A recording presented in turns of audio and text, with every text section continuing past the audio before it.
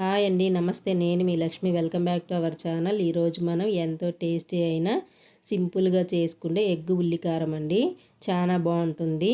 చపాతీకైనా రైస్కైనా సూపర్గా ఉంటుందండి. ఇలా చేసినామంటే పిల్లలకు కూడా చాలా ఇష్టంగా తింటారు. సింపుల్గా కూడా చేసుకోవచ్చు. వేడి వేడి అన్నంలో ఇలా వేసుకొని తింటా ఉంటే ఇంకా తినాలనిపించే అంత టేస్టీగా ఉందండి. చూస్తూ ఉంటేనే నోరు ఊరిపోతూ ఉంది కదా. ఇప్పుడు ఇది ఎలా చేయాలనో దీని ప్రాసెస్ స్టార్ట్ చేద్దాం.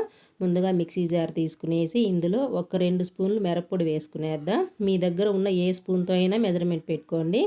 అలానే 1 స్పూన్ ధనియాలు, 1 స్పూన్ నువ్వులు, కొద్దిగా జీలకర్ర, 1/2 టీ స్పూన్ జీలకర్ర, కొద్దిగా ఎండు కొబ్బరి, దీనికి సరిపడంత సాల్ట్ అండి వేసుకునేసి ఒక 15 చిన్నుల్లిపాయలు వేసుకునేద్దాం. పొట్టు తీయకుండా వేసుకోవాలండి. పొట్టు తీయకుండా వేసుకుంటేనే మనకి బాగుంటుంది ఈ పొడి అనేది.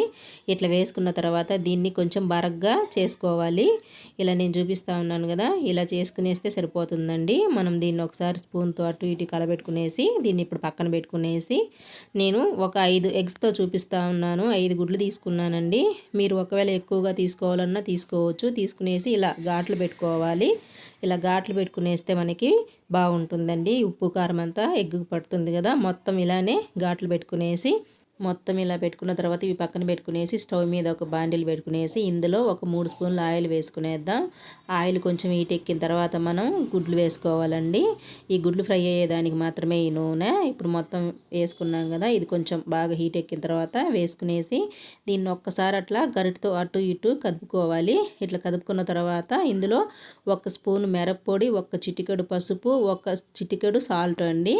మనకి ఉప్పు కారం అంతా ఈ గుడ్లకు పడుతుంది కదా, కాబట్టి ఇలా వేసుకునేసి దీన్ని ఒకసారి బాగా ఇట్లా కలబెట్టుకునేద్దాం.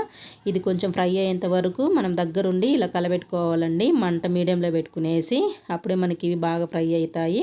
చూసారు కదా, ఇలా ఫ్రై అయినాయి. ఇప్పుడు మొత్తం ఇవి తీసి పక్కన పెట్టుకునేసి ఇందులో ఇంకొక స్పూన్ ఆయిల్ వేసుకునేద్దాం. మనము ముందే 3 స్పూన్లు వేసినాం కదా, ఇంకొక స్పూన్ వేస్తే సరిపోతుంది. వేసుకున్న తర్వాత ఇది కొంచెం హీట్ ఎక్కిన తర్వాత ఒక 3 మీడియం సైజు ఉల్లిపాయలండి. ఇవి ఇలా సన్నగా పొడుగ్గా కట్ చేసుకోవాలి.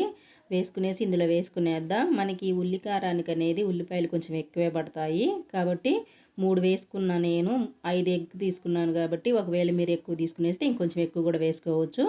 ఇలా బాగా కలబెట్టుకున్న తర్వాత దీంట్లో ఒక 2 ఎండుమిరపకాయలు సన్నగా కట్ చేసి వేసుకునేద్దాం. అలానే కొద్దిగా కరివేపాకు కూడా వేసుకునేద్దాం. ఇవంతా మంట మీడియంలో పెట్టుకొని బాగా ఫ్రై చేసుకోవాలండి. మనకి ఉల్లిపాయలు బాగా ఫ్రై అయితే టేస్టీగా ఉంటుంది కర్రీ కూడా. ఇది కూడా వేసుకున్నాక ఇట్లా ఒకసారి బాగా కలబెట్టుకునేసి ఇవి కొంచెం బాగా కలర్ వచ్చేంత వరకు కలబెట్టుకోవాలండి.